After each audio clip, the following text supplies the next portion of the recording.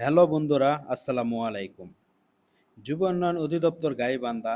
আমরা ১১৫তম ব্যাচের প্রশিক্ষণার্থী।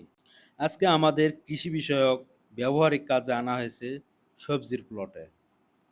আমাদেরকে স্যারেরা হাতে কলমে শিক্ষা দিচ্ছেন কিভাবে সবজি চাষ করতে হয়।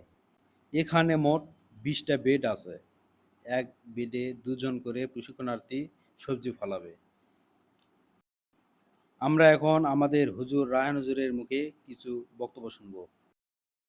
এদিক ধরেন। সবজির জন্য জমি পরিষ্কার করতেছি। হ্যাঁ, আমরা সুন্দরভাবে সবজি লাগাবো। এখানে আমার ট্রেডিং হচ্ছে, আমরা কিভাবে সবজি লাগাবো, সবজি চাষ করব।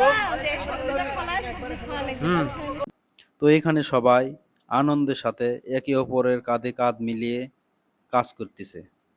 আমরা এখানে বিভিন্ন জন বিভিন্ন জায়গা থেকে এসেছি।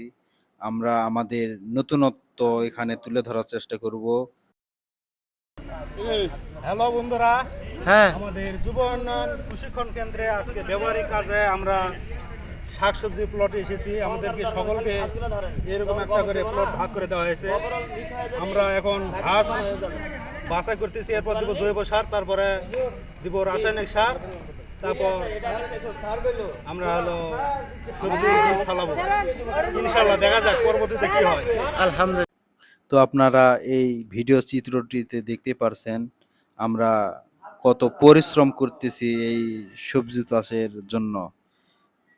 আমাদের এই ভিডিও যদি আপনাদের ভালো লাগে তাহলে অবশ্যই লাইক করবেন, কমেন্ট করবেন এবং এই চ্যানেলটি সাবস্ক্রাইব করবেন। দেখা হবে নেক্সট ভিডিওতে।